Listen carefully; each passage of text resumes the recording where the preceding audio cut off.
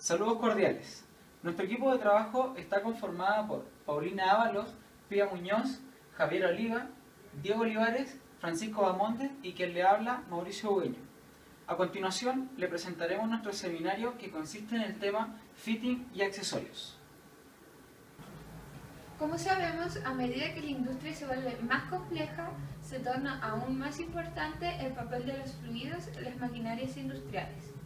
Hace unos años atrás, el agua era el único fluido importante que se transportaba por tuberías durante su proceso de producción, transporte o utilización.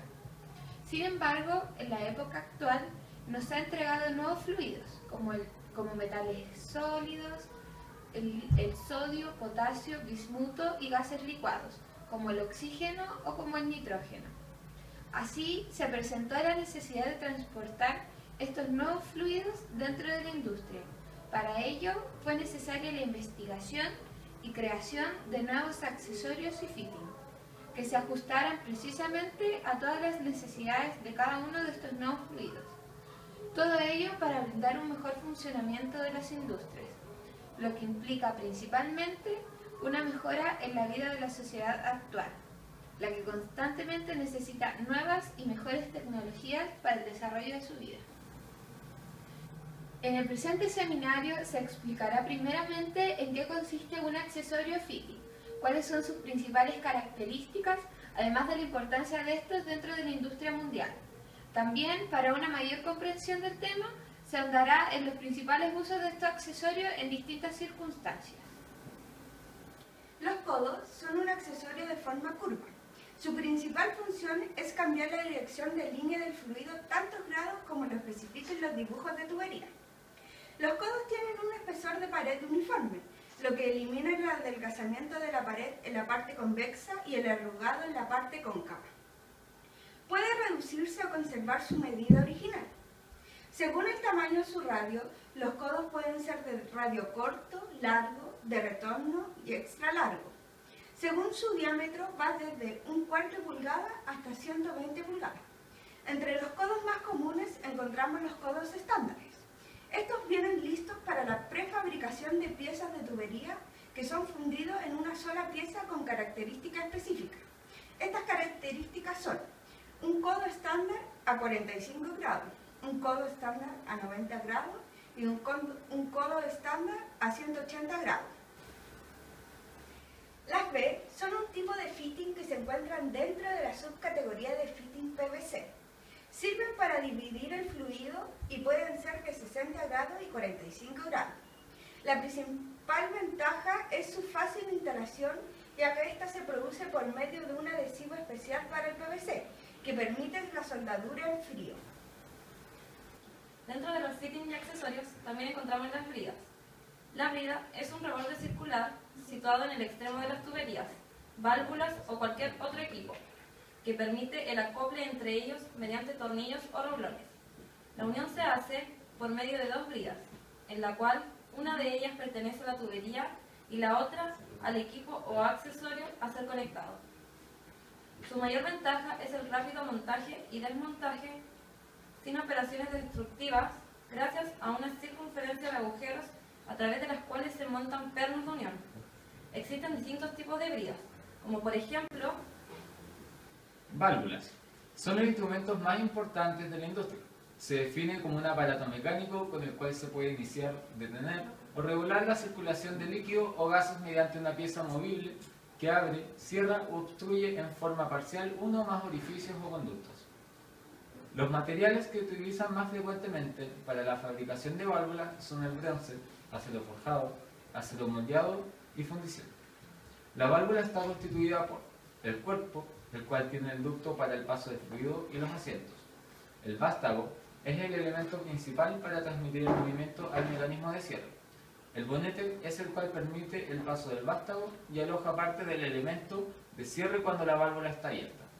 El estopero o caja de empaque del bonete sirve para sellar la salida del vástago por medio de empaques y está formada por el buje de asiento y el bonete. El asiento es la parte de la válvula que junto con la cuña o disco realizan el cierre por el contacto de sus superficies, debido al requerimiento y a cada aplicación particular, tipos de diseño, etc. Existen distintos tipos de válvulas, pero todas recaen en 9 categorías, que son válvulas de compuerta, válvulas de globo, válvulas de bola, válvulas de mariposa, válvulas de apriete, válvulas de diafragma, válvulas de macho, válvulas de retención y válvulas de desahogo. Las válvulas de compuerta es uno de los dispositivos más antiguos para controlar el flujo de fluido e indudablemente uno de los más extendidos a ser adecuado para aceite, gas, agua, vapor y muchos otros líquidos y gases. Es fundamentalmente una válvula de abierto o cerrado empleada con fines de aislamiento. Todas las válvulas de compuerta proporcionan un paso recto total al fluido circular, la cual reducen las pérdidas de carga al mínimo valor posible. Algunos tipos de válvulas de compuerta son de cuña sólida, cuña partida, cuña flexible, deslizante paralela, deslizante rotativa, deslizante flotante, de doble disco, tipo Venturi, entre otros.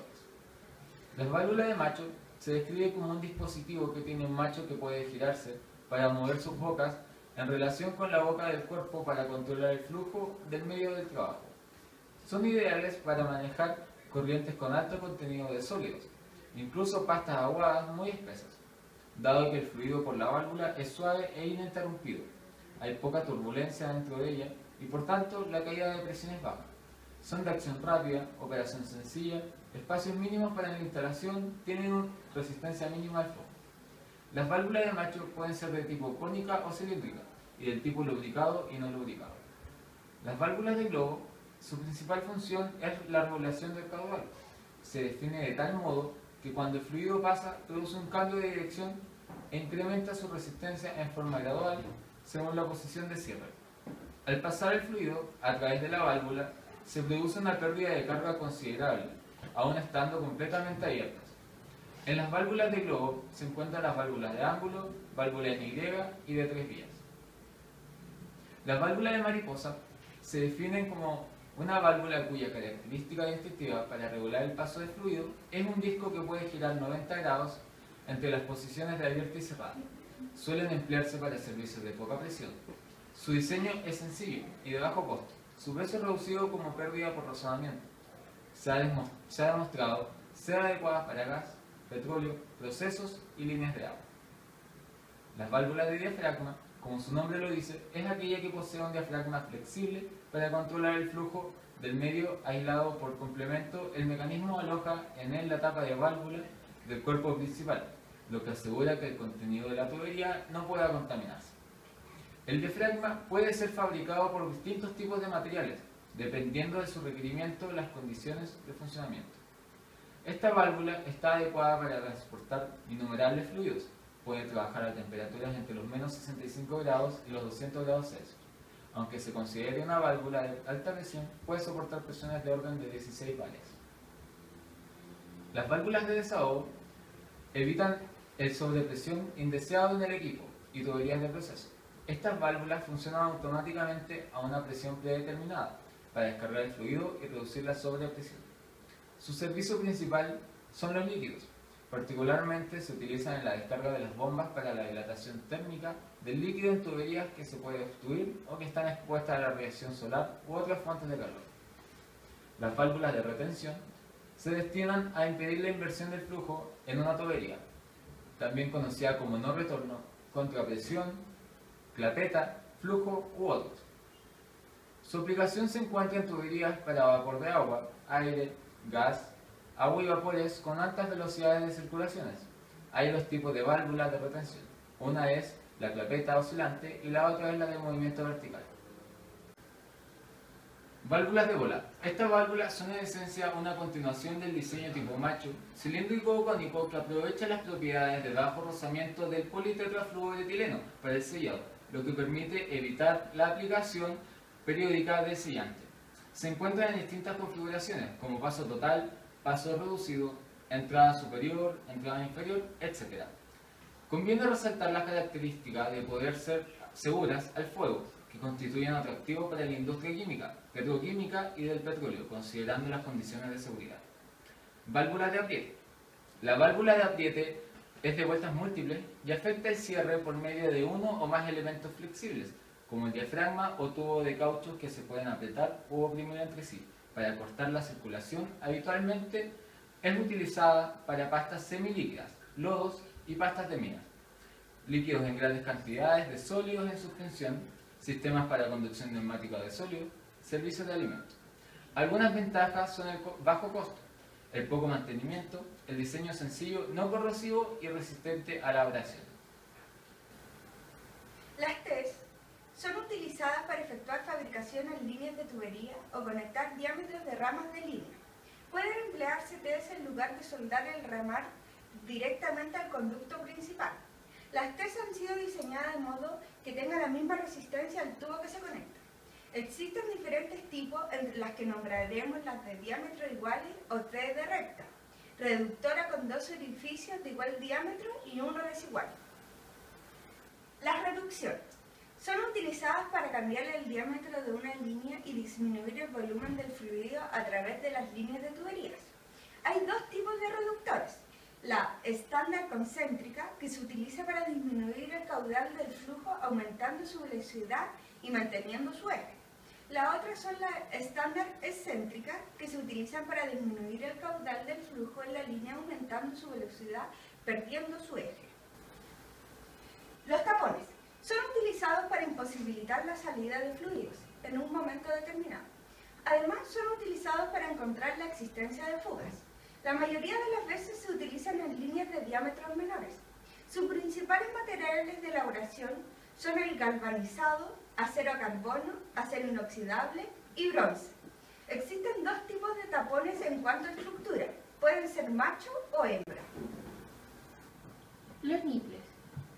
Los niples son un tipo de accesorio con rosca de macho en al menos uno de sus extremos. Se utiliza para unir tramos de tuberías o cañerías extensas.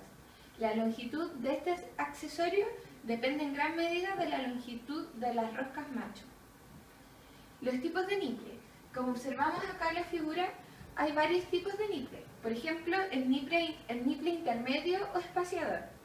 Su función se basa principalmente en permitir el movimiento excéntrico de la cabeza del rotor, con su copla de reducción de conexión al trozo largo de maniobra, o de la última varilla, cuando el diámetro de la tubería de producción no lo permite. En este caso es imprescindible su instalación. Los niples de varo. Es una parte de la bomba y va roscado al extremo inferior del extractor. Cumple con funciones tales como las de hacer tope al rotor en el momento del espaciamiento para que el rotor tenga espacio suficiente para trabajar correctamente. También sirve de pulmón al estiramiento de las varillas con una unidad funcionando como succión de bomba.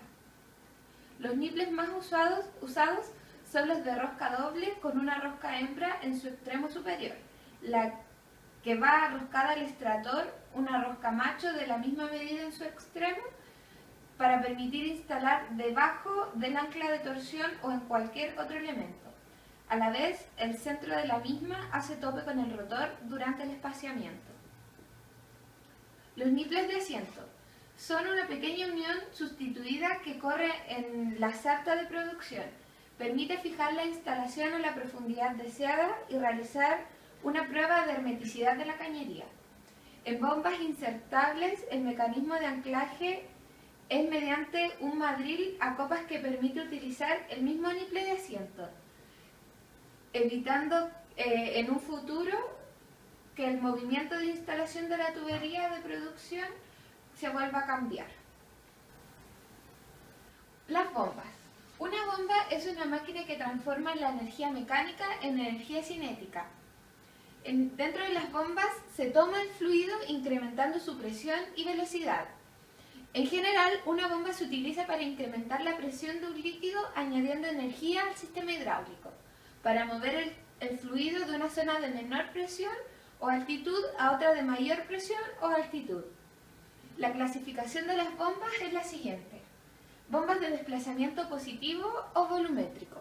El principal funcionamiento está basado en la hidrostática, de modo que el aumento de presión se realiza por el empuje de las paredes de las cámaras, que van variando su volumen. Además, este tipo de bomba se subdivide en otros dos tipos de bombas, que son las bombas de émbolo alternativo y las bombas volumétricas rotativas. Las bombas rotodinámicas.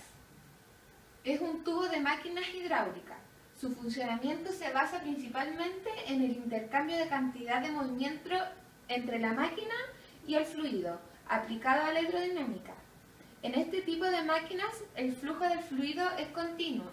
Las bombas dinámicas, a su vez, se dividen en radiales o centrífugas y en diagonales o helicocentrífugas. Abrazaderas. Sirven para asegurar tuberías o conductos de cualquier tipo, ya sean de disposición vertical, horizontal o suspendida, o en una red, guía, techo o cualquier otra base. Fácil y rápida instalación. Resistente a la presión y al vacío. Existen distintos tipos de materiales para la elaboración de las abrazaderas, donde se encuentra el metal, el PVC, el aluminio y plásticos, entre otros. Tuercas de unión. Su principal función es la unión de tramos de tubería. Cuando dos conexiones hembras se encuentran frente a frente, un niple no puede cumplir la función de conectarlas, pues se aflojaría de un extremo mientras el otro se aprieta.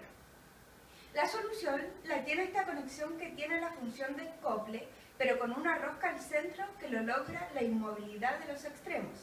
Se usa también para dar mantenimientos a las válvulas sin desarmar toda la línea. Los coples. La función principal de los coples es la de unir dos conexiones con terminación macho del mismo diámetro. Mantiene la misma dirección invariablemente de los extremos, son hembra o son machos. Los coples se han diseñado para proveer juntas o uniones. El cople ejerce una fuerza de unión alrededor de toda la circunferencia de la tubería y evita la separación de ambos extremos en una forma proporcional. Las mejores propiedades de los coples se deben principalmente a sus características de rigidez y flexibilidad. Bushing QD es un casquillo cónico utilizado para montar diferentes elementos de transmisión de potencia a un eje. Su uso permanente es un mismo elemento de transmisión de potencia. Por ejemplo, una polea. Puede ser montado en distintos diámetros de eje solo cambiando este elemento. La pileta se utiliza en múltiples aplicaciones y es químicamente resistente a los desechos provenientes de los desagües. Gracias a su material en PVC, cuenta con una larga vida útil y es una excelente alternativa para los proyectistas más exigentes. Curvas para tubería.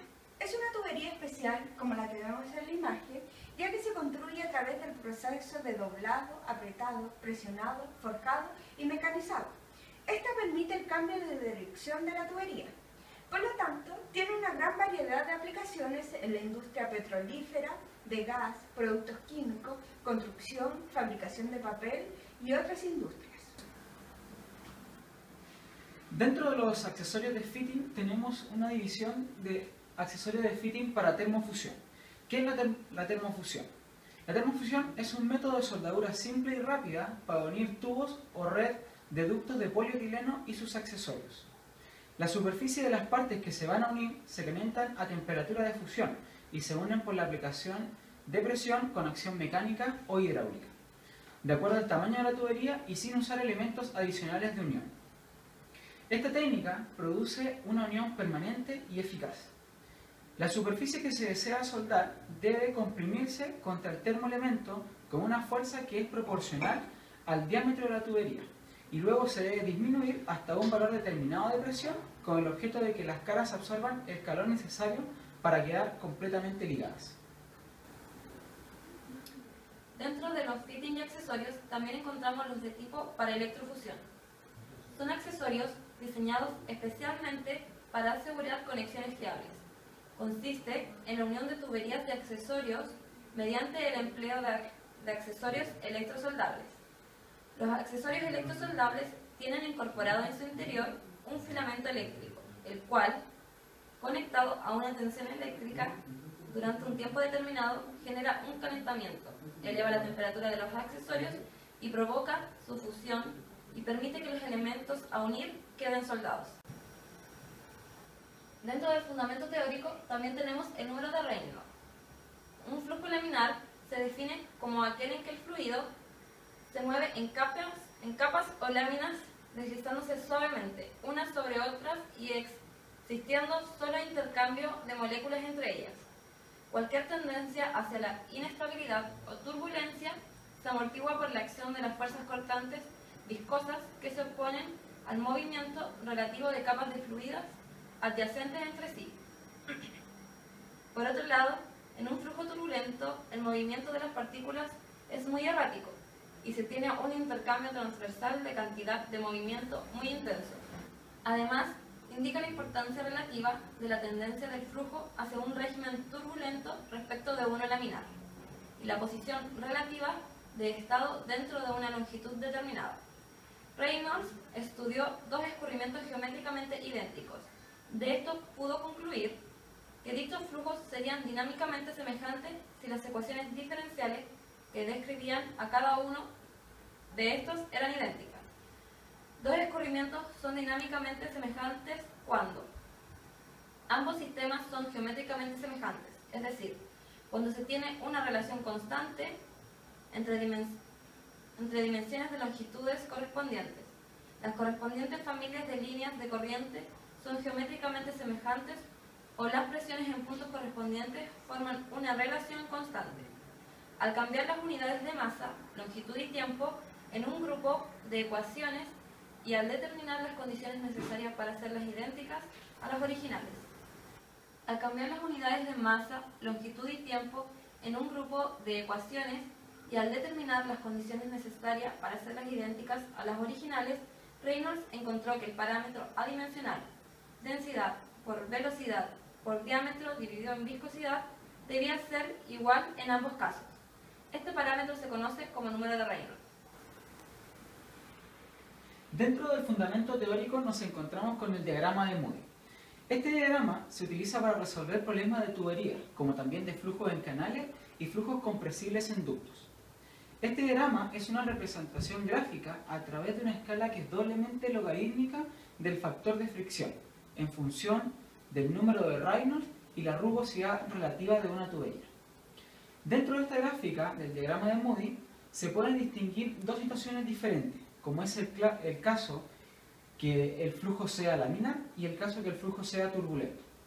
La primera parte de este diagrama indica una relación lineal que se mantiene hasta aproximadamente un número de Reynolds cercano a los 2000, que es el valor donde se inicia la transición a lo que llamamos anteriormente régimen turbulento. Por debajo de estos valores del número de Reynolds, todo el flujo es parte del régimen laminar y organizado y puede regirse por la relación conocida como la ley de Hagen-Poiseuille, la cual dice que el factor de fricción es igual a 64 partido por el número de Reynolds asociado. Esta relación es válida hasta que se alcanza la zona crítica, delimitada por la presencia de una línea vertical entrecortada. La segunda parte hace referencia a la zona del régimen turbulento. El factor de fricción depende tanto del número de Reynolds como de la rugosidad relativa de la tubería. Es por esto, en este caso, se representa gráficamente mediante una familia de diversas curvas, una para cada valor del parámetro de rugosidad relativa, la cual está definida como K sobre D, donde K varía en función del material y D es el diámetro de la tubería. Para llegar a modelar la fórmula apropiada para calcular el factor de fricción en este tipo de casos, se tomaron como base los estudios del científico alemán Ludwig Planck, quien obtuvo una relación para calcular las pérdidas por fricción de la tubería en paredes lisas. Más tarde, algunos discípulos de Planck derivaron una expresión similar, pero esta vez para el flujo turbulento en paredes rugosas. Es en esta instancia donde se conoce por primera vez el parámetro de rugosidad relativa total que mide la rugosidad de la superficie de la tubería. Dentro de los fundamentos teóricos también tenemos lo que llamamos la ley de Darcy. En 1856, en una ciudad de Francia, en Dijon, el ingeniero Henry Darcy fue el encargado del abastecimiento de agua de la ciudad a través de algún tipo de sistema. Además, también debió formular algún tipo de mecanismo para la obtención de la purificación del agua, por lo que se interesó en los factores que influían en el transporte y flujo de agua a través de materiales arenosos o porosos. Darcy presentó un anexo a su trabajo de la red de abastecimiento, donde se incluían todos sus cálculos y resultados de su trabajo. Este anexo fue tomado como base para todos los posteriores estudios físico-matemáticos sobre el flujo de agua subterránea. Es por esto que se estableció la ley de Darcy, la cual describe las características del movimiento del agua a través de un medio poroso. Esta ley se describe a través de la fórmula que vemos a continuación. Esta fórmula nos da lo que es el caudal o descarga en metros cúbicos partido por segundo, que está representado por Q. K es una constante conocida actualmente como coeficiente de permeabilidad de Darcy, la cual varía en función del material de la muestra y se expresa en metros partido por segundo. L es la longitud de la tubería en metros. A es el área transversal de la muestra, que se expresa en metros cuadrados. H3 es la altura sobre el plano de referencia que alcanza el agua en un tubo colocado a la entrada de la capa filtrante. Y finalmente, H4 es la altura sobre el plano de referencia que alcanza el agua en un tubo colocado a la salida de la capa filtrante. A continuación les hablaré de las pérdidas de carga por fricción de la tubería. Las pérdidas de carga son las pérdidas de presión que sufren los fluidos en circulación a través de la red de tuberías o conductos. Son debido al roce de los fluidos con las paredes de la tubería o conductos y a los roces entre las distintas capas que componen el fluido. Se distinguen dos tipos de pérdida de carga por fricción. La primera son las pérdidas de cargas mayores, son las que se producen a lo largo de la tubería o conducto. Y las segundas son las pérdidas de cargas menores y son las que se producen en las entradas, salidas de las válvulas, en los codos, bifurcaciones y accesorios en general. Factores que influyen en pérdida de carga son y dependen de las características del fluido, de la tubería y del tipo de derrame que se establezca. El fluido se caracteriza por la densidad y por la viscosidad. La tubería está caracterizada por la sección o diámetro interior, rugosidad interior, etc. El derrame del fluido está caracterizado por la velocidad y número de Reynolds que componen el fluido. Para solucionar los problemas prácticos de los flujos, en tuberías se aplica el principio de energía de la ecuación de continuidad y los principios y ecuaciones de la resistencia de fluidos. La resistencia de flujo en los tubos es ofrecida no solo por los tramos largos, sino también por los accesorios de tuberías tales como codos y válvula, y que disipan energía al producir turbulencia a escala relativamente grandes. La ecuación de la energía o de Bernoulli para el movimiento del fluido queda demostrada en esta plana. Cada uno de los términos de esta ecuación tiene unidades de energía por peso o de longitud expresada en pies y en metros, y representa cierto tipo de carga. El término de elevación está representado por Z, está relacionado con la energía potencial que posee la partícula y se denomina carga de altura. El término de presión P sobre la densidad por gravedad se denomina carga o cabeza de presión y representa la altura de una columna de fluido. El término de la velocidad V sobre 2G es la carga de velocidad o también llamada altura dinámica y representa la distancia vertical necesaria para que el fluido caiga libremente. Si ha de alcanzar una velocidad V y partiendo en reposo, HL es una suma de las pérdidas mayores y menores. La pérdida mayor es producida por la longitud del sistema, el tipo de fluido transportado, rugosidad de la cañería y diámetros de la tubería. Las pérdidas menores son producidas por los accesorios que hay dentro del sistema como codos, coplas, válvulas, etc. A continuación les hablaré de Huygens y Poisson. La ley física se aplica cuando se tiene un flujo laminar. El fluido parece desplazarse en forma de varias capas unas sobre otras. Debido a la viscosidad del fluido, se crea una tensión de corte entre las capas del fluido. La energía del fluido se pierde mediante la acción de vencer a la fuerza de fricción producida por la tensión de corte. Puesto que el flujo laminar es tan regular y ordenado, se puede derivar una relación entre la pérdida de energía y los parámetros movibles que posee el sistema de flujo. Esta relación se conoce como la ecuación de Huygens y Poisson, que se demuestra aquí, donde mu representa la viscosidad dinámica, d representa el diámetro, la L representa la longitud La D representa el peso específico, IHL y V de velocidad. Y a continuación les hablaré de difusores cónicos.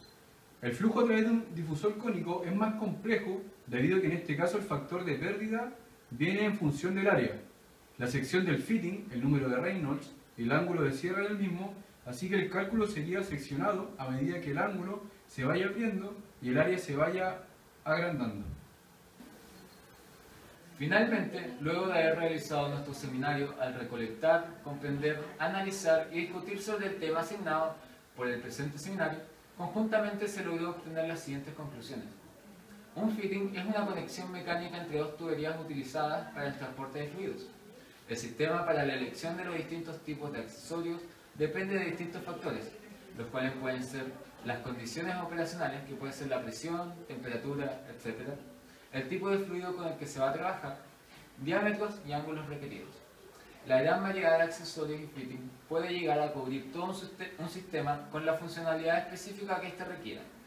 La utilización de estos accesorios es indispensable para un funcionamiento óptimo y tener control dirigido del sistema. Existen normas para regular la calidad en la producción de accesorios a nivel mundial. Bueno, muchas gracias por haber observado nuestro seminario.